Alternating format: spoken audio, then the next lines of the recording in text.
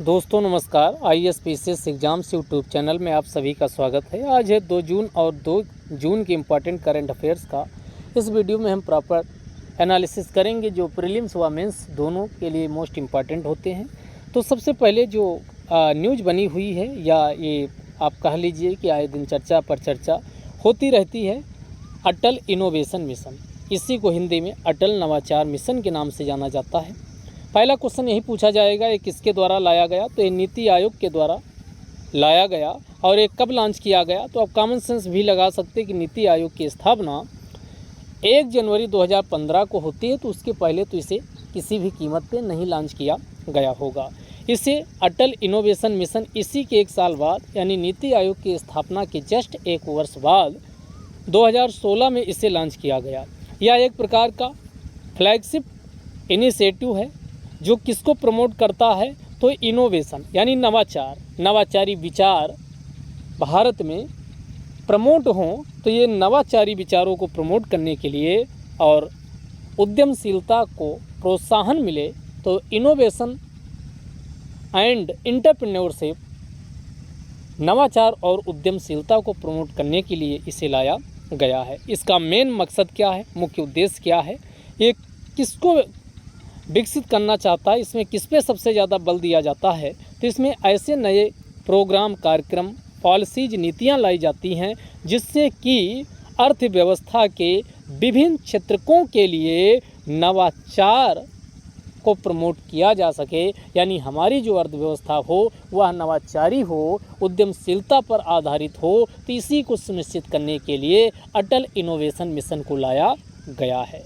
अब अटल innovation mission को लाया गया है तो उद्यमशीलता कैसे आएगी, नवाचार कैसे विकसित होगा? तो इनको ध्यान में रखते हुए अटल इनोवेशन मिशन के अंतर्गत छोटे छोटे अन्य उप कार्यक्रमों को भी लॉन्च किया गया है, यानी सब इनिशिएटिव को भी लॉन्च किया गया है। तो अन्य कौन से ऐसे इनिशिएटिव हैं जो अटल इनोवेशन मिशन के अंतर्गत लाए गए? और मित्रों ध्यान रखिएगा कि जो ये क्वेश्चन है प्रीलिम्स में तो पूछा ही जा सकता है और साथ ही मेंस के लिए भी इम्पॉर्टेंट है। तो अभी तक आपने ये समझा कि अटल इनोवेशन मिशन नाम से ही पता चल रहा है कि इनोवेशन के लिए है, इनोवेटिव आइडियाज़ का डेवलपमेंट हो और इनोवेटिव बेस्ड इकोनॉमी भारत में डेवलप हो और साथ में उद्यमशीलता आए। इसी को सुनिश्चित करने के लिए अटल इनोवेशन मिशन को नीति आयोग के द्वारा 2016 में लॉन्च किया गया। अब इसके अंतर्गत कौन कौन चीज़ें शामिल की जाती हैं? तो एक है अटल टिंकरिंग लैब। इन सबको याद कर लीजिए, मेंस में आ जाए तो एज इट इज़ इसको छाप के चले आना और शानदार नंबर मिलेगा। तो पहला इसमें कौन हो गया? अटल टिंकरिंग लैब। अटल टिंकरिंग लैब किसके लिए है? तो इसमें लिखा भी है कि creating problem solving mindset across school in India. जब आप लोग स्कूल में रहे होंगे तो वहाँ पर कई प्रकार के कार्यक्रम आयोजित किए जाते हैं। तो जो नवाचारी कार्यक्रम आयोजित किए जाएं, नवाचारी का मतलब हुआ कि आपको ऐसी यानी प्रॉब्लम्स दी जाए जिससे कि आप नए तरीके से उसका सॉल्यूशन सोच पाएँ। तो इसी के लिए अब विद्यालयों में, स्कूलों में, एजुकेशनल इंस्टीट्यूट्स में क्या किया जाएगा? यानी अटल टिंकरिंग लैब की स्थापना की जाएगी। तो इसी में एक पहला कंपोनेंट या इसका कहा जाए पहल हुई, जिसका नाम है अटल टिंकरिंग लैब। अटल टिंकरिंग लैब में क्या? तो प्रॉब्लम सॉल्विंग माइंडसेट वो भी स्कूलों के स्तर पे किया जाएगा। तो ये पहला हो गया। और दूसरा है अटल इनक्यूबेशन सेंटर। पहला अटल टिंकरिंग लैब और दूसरा अटल इनक्यूबेशन सेंटर। अटल इनक्यूबेशन सेंटर किसके लिए है? तो ये क्या किया जाएगा? इनक्यूबेटर मॉडल के साथ एक नया आयाम स्टार्टअप के लिए और नवाचारी विचार के साथ एक नया यानी हर प्रॉब्लम का एक नए तरीके से सॉल्यूशन ढूंढा जाए।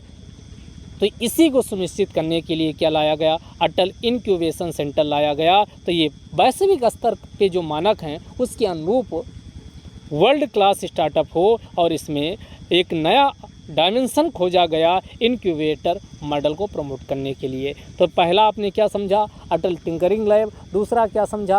अटल इनक्यूबेशन सेंटर। और तीसरा है अटल न्यू इंडिया चैलेंजेज। तीसरा भी ध्यान रखिएगा, अटल न्यू इंडिया चैलेंजेज। तो अटल न्यू इंडिया चैलेंजेस के अंतर्गत क्या किया जाता है, तो इसमें ध्यान दीजिएगा। इसमें यानी ऐसे प्रोडक्ट को प्रमोट किया जाता है जो इनोवेशंस पे आधारित हों और साथ में जो विभिन्न क्षेत्रकों की ज़रूरतें हैं इंडस्ट्री में, उनके साथ वो सहसंबंध स्थापित करते हों, उनसे अलगाव या बिलगाव का भाव न दर्शाते हों, उनके साथ क्या हो, कोरिलेशन उनका हो। तो ऐसे इसमें प्रोडक्ट को क्या किया जाता है, ऐसे प्रोडक्ट को विकसित करने के लिए यानी प्रयास किया जाता है। तो यहाँ लिखा भी है कि fostering product innovations and aligning them to the needs of the various यानी सेक्टर्स एंड मिनिस्ट्री, जो विभिन्न मंत्रालयों की आवश्यकता हैं या विभिन्न क्षेत्रकों की ज़रूरतें हैं, उनके साथ इनको सहसंबंध स्थापित करके नए नवाचारी प्रोडक्ट को प्रमोट किया जाता है। तो ये तीसरा हो गया अटल न्यू इंडिया चैलेंज के अंतर्गत नए प्रोडक्ट जो विभिन्न क्षेत्रकों व मंत्रालयों की ज़रूरत को पूरा करते हों, लेकिन वो कैसे हों, इनोवेशन पे आधारित हों। तो अगला है मेंटर इंडिया कैंपेन। चौथा कौन, mentor India campaign. Mentor India campaign के अंतर्गत चाहे वो पब्लिक सेक्टर हो, चाहे वो कॉरपोरेशन हो या फिर इंस्टीट्यूशन हो, सबको एक साथ लेते हुए, यानी कॉरपोरेशन, पब्लिक सेक्टर, इंस्टीट्यूशन, इन सबको एक साथ लेते हुए क्या किया जाए, यानी इनोवेटिव आइडियाज़ को डेवलप करने की कोशिश किया जाए। और इसके लिए लाया गया बाकायदा मेंटर इंडिया कैंपेन को शुरू किया गया है। तो अभी तक आपने 4 चीज़ों को जान पाए हो जो अटल इनोवेशन मिशन के अंतर्गत है। कौन, अटल टिंकरिंग लैब, अटल इनक्यूबेशन सेंटर, अटल टिंकरिंग लैब हो गया, अटल इनक्यूबेशन सेंटर, तीसरा अटल न्यू इंडिया चैलेंजेज और मेंटर इंडिया कैंपेन, और 4 के बाद 5वां आपके सामने है अटल कम्युनिटी इनोवेशन सेंटर। एक तो अटल टिंकरिंग लैब और को स्थापित किया जाएगा। अब अगला कौन है, अटल कम्युनिटी इनोवेशन सेंटर स्थापित होंगे, और सबसे लास्ट वाला है एराइज। इसमें कम्युनिटी मतलब समूह बना करके नए नए आइडियाज़, विचार को ध्यान में रखते हुए यानी सॉल्यूशन को फाइंड आउट करने की कोशिश की जाएगी। और सबसे लास्ट में एराइज। एराइज की फुल फॉर्म है, ए से अटल हो गया, आर से रिसर्च हो गया, एंड आई से इनोवेशन हो गया, और यस ई से स्मॉल इंटरप्राइज हो गया। तो एराइज की फुल फॉर्म हो गई Atal research and innovation for small enterprise, यानी सूक्ष्म जो उद्यम हैं उनमें कैसे कैसे अनुसंधान हुआ, नवाचार आए, इसको सुनिश्चित करने के लिए एराइज को आगे लाया गया है। इसके बाद अगला ये फिर इम्पॉर्टेंट है, कौन, ये पोषण ट्रैकर है, ट्रैकर। तो पोषण ट्रैकर नाम से ही पता चल रहा है। तो सबसे पहले ये है क्या, ये पूछा जाएगा, इससे क्वेश्चन पूछे ही जाते हैं।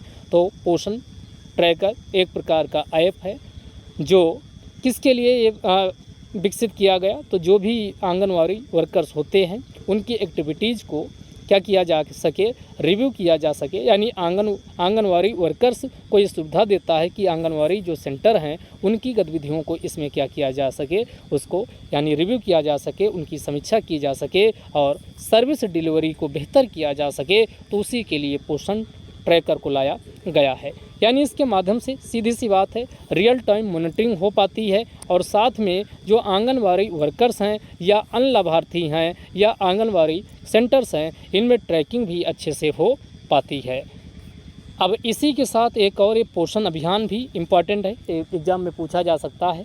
ये इसी को नेशनल न्यूट्रिशन मिशन भी कहा जाता है, जिसे 2018 में लॉन्च किया गया था, बिल्कुल ये ध्यान रखिएगा। और इसका उद्देश्य क्या है, जो भारत में इस समय प्रेजेंट विद्यमान कुपोषण की समस्या है उसको कैसे टैकल किया जाए, उसको कैसे समाप्त किया जाए, उसी को ध्यान में रखते हुए इसे यानी नेशनल न्यूट्रिशन मिशन को लाया गया 2018 में, जिसे पोषण अभियान भी कहा जाता है।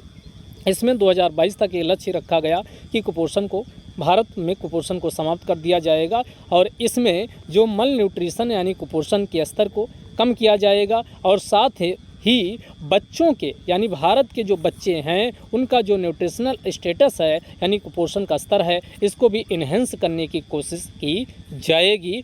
तो इन सब को यानी इसको सुनिश्चित करने के लाया गया। फिर प्रश्न ये उठता है कि इसमें कौन कौन शामिल हैं, तो इसमें एडोलिसेंट यानी जो किशोर हैं उनको शामिल किया गया, चिल्ड्रन बच्चों को शामिल किया गया, इसके बाद प्रेग्नेंट वुमेन को शामिल किया गया और लैक्टेटिंग मदर्स को इसमें शामिल किया गया है। तो इस बात को भी ध्यान रखिएगा। और इसमें जो स्पेसिफिक टारगेट क्या रखा गया, स्टंटिंग एक होता है, स्टंटिंग एक होता है वेस्टिंग।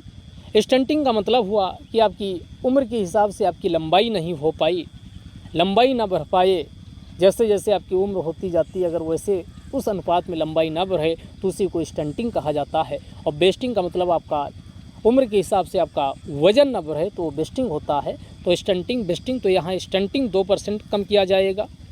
इसके बाद अंडर न्यूट्रिशन, यानी इसी को अल्प पोषण कहा जाता। तो अंडर न्यूट्रिशन का मतलब हुआ कि आपको जितनी भोजन की या जितना संतुलित आहार की आवश्यकता वो नहीं मिल पाता है, तो उसमें अंडर न्यूट्रिशन, तो इसमें अंडर न्यूट्रिशन भी 2% कम किया जाएगा। और लो बर्थ वेट, यानी जो लो बर्थ वेट का मतलब बच्चे जो पैदा होते हैं आमतौर पर अमूमन पाया जाता है इनका वज़न कम होता है, तो उसको भी 2%, यानी ऐसे बच्चे जिनका लो बर्थ यानी लो बर्थ वेट है तो उनको 2% कम किया जाएगा। और एनीमिया से ग्रसित जो महिलाएं हैं, बच्चे हैं, उनको भी 3% कम करने का इसमें लक्ष्य रखा गया। तो ये 3-4 डेटा यहाँ बिल्कुल याद रखिएगा। स्टंटिंग 2% कम किया जाएगा, under nutrition 2%, low birth weight 2%, और उसके बाद तीसरा हमने कहा एनीमिया, ये चौथा है 3% कम करने का इसमें टारगेट रखा गया है।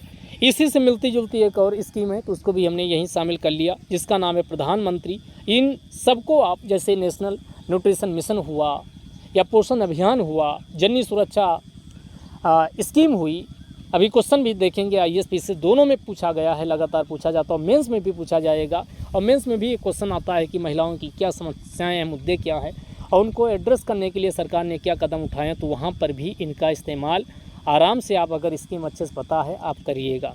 प्रधानमंत्री मातृ वंदना योजना, ये 2017 में प्रधानमंत्री मातृ वंदना योजना को लॉन्च किया गया, जिसे पहले इंदिरा गांधी मातृत्व सहयोग योजना के नाम से जाना जाता था। तो प्रधानमंत्री मातृ वंदना योजना किसके स्थान पे आई है, तो इंदिरा गांधी मातृत्व सहयोग योजना के स्थान पे आई। कब आई? 2017 में आई। और ये महिला एवं बाल विकास मंत्रालय की क्या है, ये पहल है। और इसमें मैटरनिटी बेनिफिट प्रोग्राम उपलब्ध करवाया जाता है, यानी मातृत्व लाभ कार्यक्रम सुनिश्चित किया जाता है। इसमें जो प्रेग्नेंट वुमेन गर्भवती महिलाएं होती हैं उनको नगद यानी कैश, एक मुश्त कैश यहाँ दिया जाता, सहायता राशि दी जाती है, ताकि जो भी न्यूट्रिशनल उनकी ज़रूरत है, पोषण की ज़रूरत है, उनको पूरा कर सकें। तो इसमें सीधे अकाउंट में पैसा भेजा जाता है। तो इस बात का भी ध्यान रखिएगा। अगला है जननी सुरक्षा योजना। अगली स्कीम कौन है? जननी सुरक्षा योजना है पहले की, लेकिन आप देखेंगे इस बार PCS में भी जननी सुरक्षा स्कीम से क्वेश्चन पूछा गया और UPSC में भी पूछा गया है, क्वेश्चन भी देखेंगे।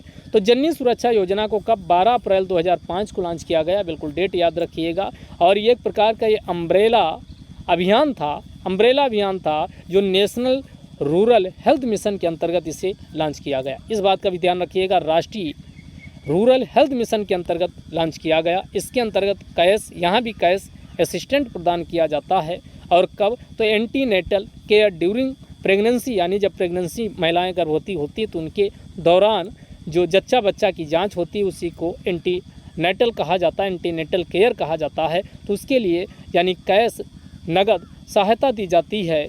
और इसके बाद प्रेगनेंसी पीरियड, उसके बाद इंस्टीट्यूशनल संस्थागत यानी डिलीवरी हो तो इसको सुनिश्चित किया जाता, हॉस्पिटल में जाके बच्चों की डिलीवरी हो ताकि जच्चा बच्चा दोनों सुरक्षित रहें।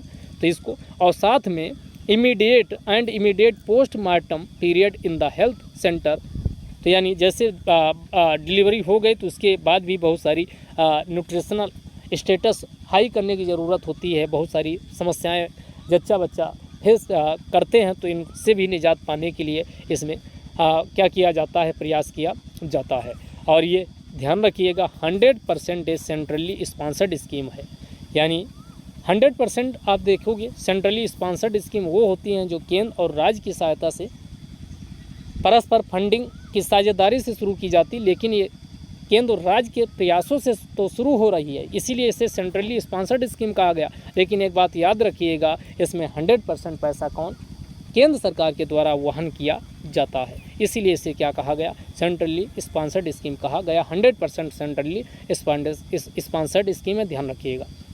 इसमें जो मातृ मृत्यु दर और नवजात मृत्यु दर दोनों को कम करने की कोशिश की जाती है, और साथ में जो गरीबी BPL फैमिली से संबंधित महिलाएं हैं, बिलो पॉवर्टी लाइन गरीब महिलाएं हैं, उनको संस्थागत उनकी डिलीवरी हो उसी को सुनिश्चित करने के लिए उसको इंक्रीज़ करने का भी प्रयास किया जाता है। और इसमें कौन कौन इसमें शामिल हैं, तो सभी गरीबी रेखा से नीचे आने वाली महिलाएं जननी सुरक्षा कार्यक्रम में शामिल होती हैं, जिनकी एज 19 वर्ष या इससे ऊपर है, और यह जो लाभ है ये केवल 2 बच्चों तक ही उपलब्ध हो पाता है। तो इसको भी आप ध्यान रखिएगा, इससे भी क्वेश्चन भी हम करेंगे। इसके साथ ही अब 3 साल ये पूरा हो गए हैं किसके, प्रधानमंत्री स्वनिधि स्कीम की। तो इसकी सफलता असफलता को लेकर के अब डिबेट शुरू होगा, बहस शुरू होगी। हालांकि ये तो मेंस का मुद्दा है, तो पीटी की चीज़ें जो हैं उसको भी हम समझेंगे। तो ये PM स्वनिधि स्कीम 1 जून 2020 को, अभी ये 1 जून कल था, तो कल ही के ही दिन 2020 में 1 जून 2020 को ये लॉन्च की गई थी। और इसका जो कोविड-19 जब महामारी आई और भारत के बाहर और भारत के विभिन्न राज्यों से लौट के जो वर्कर्स हैं अपने स्वदेश पहुँचे, अपने प्रदेश में पहुँचे, तो उनको रोज़गार की समस्या उत्पन्न हुई। तो उसी रोज़गार उनको रोज़गार मिले, अपने पैरों पर वो खड़े हो पाएँ, स्वावलंबन हो, और वो उनका स्वाभिमान भी उनमें रहे अपने काम के प्रति, अपने काम को लेकर। तो इसी को सुनिश्चित करने के लिए यानी स्वरोजगार, स्वावलंबन व स्वाभिमान की दिशा में प्रधानमंत्री स्वनिधि स्कीम को 1 जून 2020 को लॉन्च किया जाता है। और इसमें स्ट्रीट वेंडर्स को शामिल किया जाता है। जो आप देखते हो हाट बाज़ार, और ये स्ट्रीट वेंडर जो रेहड़ी वाले होते हैं, फुटपाथ के किनारे आप देखते हो बहुत सारे आपको सामान बेचते हुए मिल जाते हैं। तो उनको चूँकि उनके पास कोई भी कोलेटरल रखने के लिए कुछ भी नहीं होता, तो बैंकों में उनको जो संस्थागत ऋण मिलना चाहिए, क्रेडिट मिलना चाहिए, लोन मिलना चाहिए, वो नहीं मिल पाता है। और इसी की दिशा में प्रधानमंत्री स्वनिधि स्कीम को लाया गया, और इसमें एक मुश्त 10,000 रुपये दिए जाते हैं। अगर समय से कोई वापस कर देता है तो इसमें 7% की इंटरेस्ट सब्सिडी भी प्रदान की जाती है। और ये एक प्रकार की क्या माइक्रो क्रेडिट स्कीम है, इस बात का भी ध्यान रखिएगा। और ये कौन सा मंत्रालय इसको लॉन्च किया, तो ministry of housing and urban affairs, इसी को आवासन एवं शहरी कार्य मंत्रालय के नाम से जाना जाता है, उसके द्वारा लॉन्च किया गया। और अभी 2022 तक की स्थिति ये है कि इसमें 36 लाख से ज़्यादा लोगों ने इसका लाभ उठाया है। अब इसमें कहाँ से आपको पैसा मिलेगा, तो जो शेड्यूल्ड कमर्शियल बैंक हैं, वाणिज्यिक अनुसूचित वाणिज्यिक बैंक से आप पैसा ले सकते हो। RRB 1975 से स्थापित हुए, 2 अक्टूबर 1975 RRB, वहाँ से स्मॉल फाइनेंस बैंक से, उसके बाद कमर्शियल बैंक से, उसके बाद फिर नॉन बैंकिंग फाइनेंस कॉरपोरेशन से, माइक्रो फाइनेंस इंस्टीट्यूशन से, और सेल्फ हेल्प ग्रुप के माध्यम से आपको ये जो 10,000 रुपये का ऋण है वो उपलब्ध करवाया जाता है। अब ये क्वेश्चन जो इसी बार का आया UPSC का देख लीजिए। क्वेश्चन कह रहा है जननी सुरक्षा योजना के संदर्भ में विचार करना है। पहला, it is a safe motherhood intervention of the state health department. No, national rural health का तो है, तो ये गलत हो जाएगा। पहला, its objective is to reduce maternal and neonatal mortality among poor pregnant women. अभी बताया गरीब महिलाओं, जो गर्भवती महिलाएं, गरीब गर्भवती महिलाएं, उनमें नवजात और मातृ मृत्यु दर दोनों को कम करना बिल्कुल है। और it aims to promote institutional delivery among poor pregnant women, यानी संस्थागत डिलीवरी हो, ये भी है। तीसरा देख लीजिए, तीसरा क्या कह रहा, its objective include providing public health facility to stick infant up to 1 year. नहीं, यहाँ पर कहीं भी सिक इन्फेंट यानी बीमार नवजात की बात इसमें नहीं की गई है, तो ये वाला गलत हो जाएगा। तो इसमें ओनली 2 पेयर क्या हो जाएगा, सही हो जाएगा। अब यही क्वेश्चन इसके पहले ये हिंदी में लिखा है, तो हिंदी में देख लीजिएगा। अब ये PCS का देखिए क्वेश्चन, पहला ऑप्शन बिल्कुल वही लिखा है, निम्नलिखित में से कौन सा जननी सुरक्षा योजना का प्रमुख उद्देश्य है, देख लीजिए। यानी PCS के भी क्वेश्चन UPSC के लिए कम से कम टॉपिक आप पता चल गया तो उसको बहुत अच्छे से आप उसमें सर्च करके जाते, कम से कम 1-2 क्वेश्चन आपके और एक्स्ट्रा सही हो जाते। इसीलिए एक क्वेश्चन पे जो हाल फिलहाल में हो रहे हैं किसी भी स्टेट पीसीएस के हों उस पर काम कर लेना चाहिए। तो मातृ मृत्यु दर एवं नवजात मृत्यु दर ये 2023 के किस में पूछा गया, यूपी पीसीएस के प्रीलिम्स और 2023 के यूपीएससी प्रीलिम्स दोनों में क्वेश्चन पूछा गया है। अगला देखिए, प्रधानमंत्री स्वनिधि योजना के अंतर्गत अभी बताइए फुटपाथ विक्रेता स्ट्रीट इसी को क्या कहा जाता है, वेंडर्स कहा जाता है। इसमें 10,000 रुपये आपको बताए हैं, इसको प्रोवाइड करवाए जाते हैं। तो ये भी आप बिल्कुल आसानी से क्वेश्चन कर लेंगे। और ये स्ट्रीट जो प्रधानमंत्री स्वनिधि स्कीम है कब लाई गई, 1 जून 2020 को। अगला अब इंटरनेशनल वाली न्यूज़ पे चलते हैं और इंटरनेशनल न्यूज़ में देखते हैं आपके लिए क्या इम्पोर्टेंट है। तो इसमें इम्पोर्टेंट है कि अभी एशियन डेवलपमेंट बैंक के द्वारा, किसके द्वारा, एशियन डेवलपमेंट बैंक के द्वारा country partnership strategy for India launch किया गया। तो यही क्वेश्चन पूछेगा कि ये कंट्री पार्टनरशिप स्ट्रेटजी किसके द्वारा लाया गया। तो ये एशियन डेवलपमेंट बैंक, एशियन विकास बैंक के द्वारा लाया गया और भारत के संदर्भ में लाया गया। और ये कब तक लागू होगा, 2023 से लेकर 2027 तक लागू होगा। इसमें किस पे फोकस किया जाएगा, तो इसमें रोजगार सृजन और ग्रीन ग्रोथ यानी हरित समृद्धि सुनिश्चित करने के लिए इसे एशियन डेवलपमेंट बैंक इसको लेके आई है। और इसमें क्या किया जाएगा, तो इसमें जलवायु सुभेद्यता होती है और साथ में समावेशी विकास, इन दोनों बीच कैसे यानी बैलेंस स्थापित किया जाए, तो इसी को सुनिश्चित करते हुए रोजगार सृजन व हरित समृद्धि के लिए इसे लाया गया। इसमें 3 प्रमुख रूप से पिलर हैं और 3 पिलर कौन है, एक तो जॉब क्रिएशन है और ट्रांसफॉर्मेशन है, यानी इसमें स्ट्रक्चरल ट्रांसफॉर्मेशन और जॉब क्रिएशन को त्वरित किया जाएगा, एक्सीलरेट किया जाएगा। तो इसमें accelerate, structural transformation and job creation होगा। दूसरा इसमें अभी बताए जो क्लाइमेट रेजिलिएंट और ग्रीन ग्रोथ पे ध्यान दिया जाएगा। दूसरा सोशल और इकोनॉमिक इंक्लूसिवनेस यानी सामाजिक और आर्थिक समावेशिता को सुनिश्चित करने के लिए प्रयास किया जाएगा। तो 3 इसके पिलर हैं। अब बात कर लेते हैं कि एशियन डेवलपमेंट बैंक है, इसकी स्थापना 1966 में होती, हेडक्वार्टर्स मनीला फिलीपींस में है। एक प्रकार का ये रीजनल डेवलपमेंट बैंक है जो किसको प्रमोट करता, सामाजिक और आर्थिक विकास को सुनिश्चित करता और किन, तो एशिया और प्रशांत क्षेत्रों में सामाजिक व आर्थिक विकास को सुनिश्चित करने के लिए इसे एक क्षेत्रीय विकास बैंक के रूप में स्थापित किया गया। इसमें टोटल 68 इसमें शामिल हैं, जिनमें से 49 एशिया पैसिफिक रीजन से हैं और बाकी 19 बचे। 49 एशिया पैसिफिक रीजन से और बाकी जो 19 हैं वो एशिया पैसिफिक रीजन के बाहर के मेंबर को इसमें शामिल किया गया। यहाँ से भी क्वेश्चन यूपीएससी में आ चुका है, तो आप इसको देखिएगा। अगला इसमें सबसे लार्जेस्ट अगर स्टेक होल्डर्स पूछे जाएँ तो जापान और अमेरिका हैं। भारत इसका फाउंडिंग मेंबर है, यानी जब इसकी स्थापना 1966 में हुई तभी से भारत इसका मेंबर बन गया।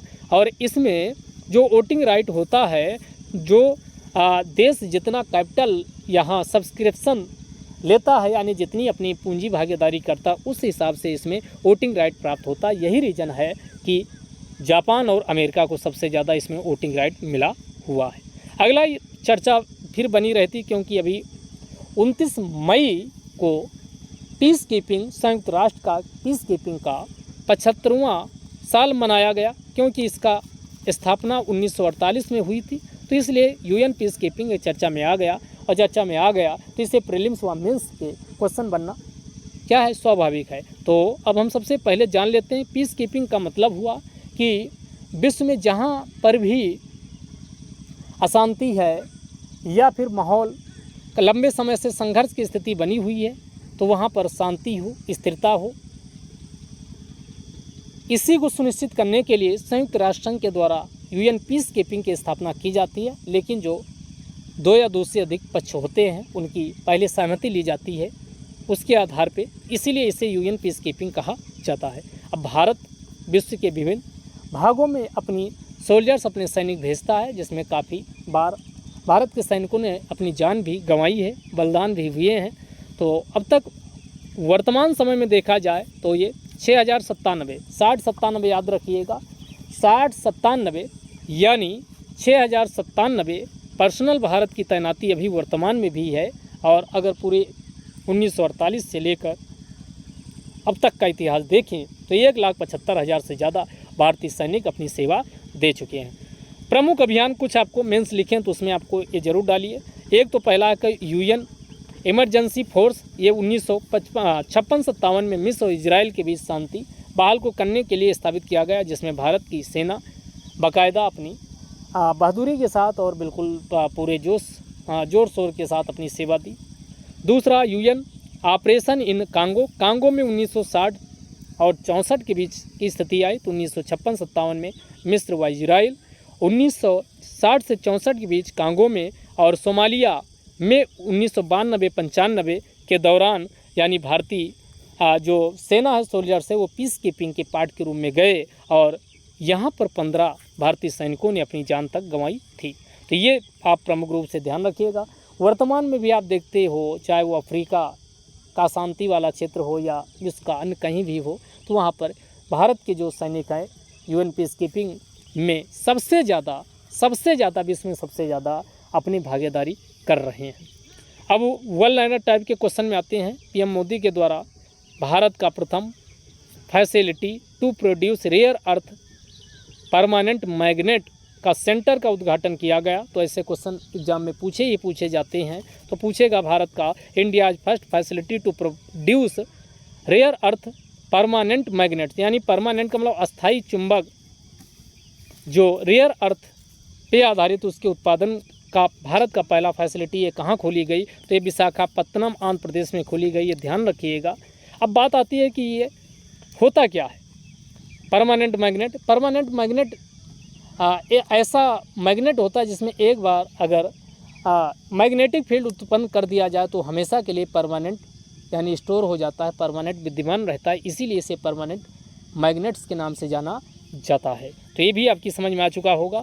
अगला ये बुक चर्चा में रही है तो रिंग साइड पूछा जा सकता है किसके द्वारा लिखी गई, तो ये डॉक्टर विजय दर्दा ने लिखा है। तो ये दर्दा का ध्यान रखिएगा, रिंग साइड। अगला विजय दर्दा ने लिखा, तो इसको ऐसे याद कर लो जैसे रिंग सेरेमनी होती है, रिंग सेरेमनी के साथ जो दूल्हा होता है उसका दर्द ही दर्द शुरू हो जाता, तो विजय दर्दा ने लिखा है। तो दिमाग में रहेगा कि रिंग साइड वही दर्दा वाला विजय दर्दा ने लिखा है। अगला सेल, ये काफ़ी चर्चा में रहता है और यहाँ से क्वेश्चन आप इस बार भी आप देखोगे क्वेश्चन, यानी सेल हुआ, CIL हुआ, कोल प्रोडक्शन वाली जो ये नवरत्ना, मिनी रत्ना, ये सब कंपनियां, महारत्ना कंपनियां हैं, वहाँ से क्वेश्चन आता ही आता है। तो सेल इसका 31 मई 2023 से अध्यक्ष हो मैनेजिंग डायरेक्टर कौन, तो ये कौन बने, अमरेंद्र प्रकाश बनाए गए हैं। अब बात आती है सेल की स्थापना कब हुई थी, तो 19 जनवरी 1954 में इसकी स्थापना होती। हेडक्वार्टर्स नई दिल्ली है और इसके प्रथम CEO, पहली महिला CEO कौन, सोमा मंडल थी, ये इंपॉर्टेंट भी है। और ये इस्पात मंत्रालय के अंतर्गत आता है, स्टील प्रोडक्शन के लिए ये काम करता है। अगला ये फिर वन लाइनर टाइम में आइए, नमो शीतकारी महासम्मान योजना, ये महाराष्ट्र सरकार के द्वारा लाई गई, जिस प्रकार प्रधानमंत्री किसान सम्मान निधि योजना चलती है, जिसमें कितने, तो ये कितने रुपये दिए जाते हैं, 2-2 हज़ार रुपये, यानी ये दिए जाते हैं 6,000 रुपये टोटल, 2 यानी साल में 3 बार। तो उसी भांति ये 6,000 रुपये इसमें भी दिए जाएंगे, नमो शीतकारी महासम्मान योजना। लेकिन ये प्रधानमंत्री किसान सम्मान निधि योजना से अलग है, इस बात का ध्यान रखिए। तो पूछेगा नमो शीतकारी महासम्मान योजना किस राज्य सरकार ने लेके आया, महाराष्ट्र। इस बार पीएसएस में आपने देखा होगा कि स्टेट स्कीम आई थी। अगला यूको बैंक अब ये चर्चा में क्यों आ गया, क्योंकि इसके मैनेजिंग डायरेक्टर कौन, अश्विनी कुमार को बनाया गया, इसलिए चर्चा में आया। इसे पहले यूनाइटेड कमर्शियल बैंक के नाम से जाना जाता था। इसकी स्थापना 1943 में GD बिरला के द्वारा की जाती है और एक प्रकार का इंडियन पब्लिक सेक्टर बैंक है। जब 1969 में 14 बैंकों का नेशनलाइजेशन हुआ, राष्ट्रीयकरण हुआ, तो उस समय यूको बैंक का भी राष्ट्रीयकरण किया गया। और इसका यूको बैंक का हेडक्वार्टर ध्यान रखिएगा कोलकाता है। और इसके संस्थापक कौन, GD बिरला बताई चुके। इसकी टैगलाइन क्या है, तो ये ऑनर्स योर ट्रस्ट, यानी आपके विश्वास का सम्मान हमेशा रहेगा। तो बिल्कुल रट लीजिए यूको बैंक यानी कोलकाता वाला। तो ये कोलकाता वाला यूको बैंक का कौन टैगलाइन है, ऑनर्स योर ट्रस्ट इसकी टैग लाइन है। अगला आपका कैनरा बैंक, इसी के साथ देख लीजिए। कैनरा बैंक 1900 नाम से ही पता चला, बेंगलुरु कर्नाटक में इसका होगा। नाम कैनरा से वो कैनरा लिख देगा तो आप गलत मत करिएगा, ये कैनरा यानी कैनरा में नहीं है, ये कहाँ है, बेंगलुरु इसका हेडक्वार्टर्स है। सुब्बा राव पाई के द्वारा 1906 में ये स्थापित किया गया था। और इसकी टैगलाइन क्या है, टुगेदर वी कैन।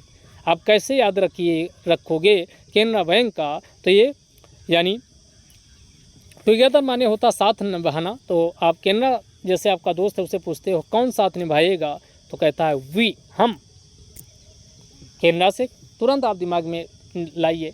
कैनरा कौन साथ निभाएगा? वी कैन, हम कर साथ निभाएंगे, तो ये together we can. Together we can इसकी क्या थीम है? तो 2 का आपने याद कर लिया। ऑनर्स योर ट्रस्ट किसकी है? यूको बैंक की है।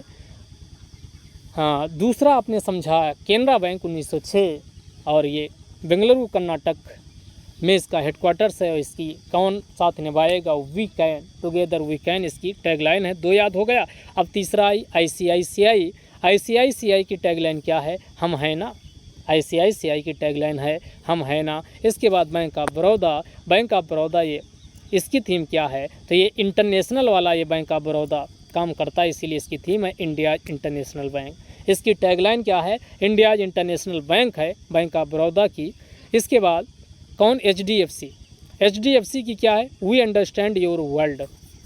ये सब बैंक ऑफ बड़ौदा HDFC अंतर्राष्ट्रीय स्तर पे काम करते हैं, इसीलिए सब वैश्विक रूप से इनकी टैगलाइन भी रखी गई। बैंक ऑफ बड़ौदा का इंडिया इंटरनेशनल बैंक और दूसरा HDFC बैंक का वी अंडरस्टैंड योर वर्ल्ड, हम आपके विश्व को समझते हैं। अगला CGA के द्वारा संशोधित डेटा यानी जारी किए गए। आप कहेंगे क्या है PT के लिए इंपॉर्टेंट? इस बार UPSC का पेपर उठा के देखिए, निर्यात तक का अमाउंट पूछा है कि कितना भारत का निर्यात है, तो इसलिए इम्पॉर्टेंट है। तो ये संशोधित डेटा भी जो जारी किए गए उसमें जो राजकोषीय घाटा जितना पहले बताया गया था 2022-23 में, तो हमने कहा था इसका मल्टीप्लाई करा दो, 3 दूनी 6 और 2 दूना 4, तो ये 6.4% 2022-23 का राजकोषीय घाटा था, वही अब भी बरकरार है। संशोधित डेटा में भी यही बताया गया। और अगर ये एग्जैक्ट फिगर में देखते हैं तो ये 17,33,131 करोड़ आता, तो ये वाला आप याद रखिएगा। वैसे 17,33,131 करोड़ ये बताया गया है। राजस्व घाटा की बात करें तो 3.9%, प्रभावी राजस्व घाटा 2.8%, तो राजकोषीय घाटा 6.4% 2022-23 का रहेगा। 22-23 का ही राजस्व घाटा 3.9% रहेगा।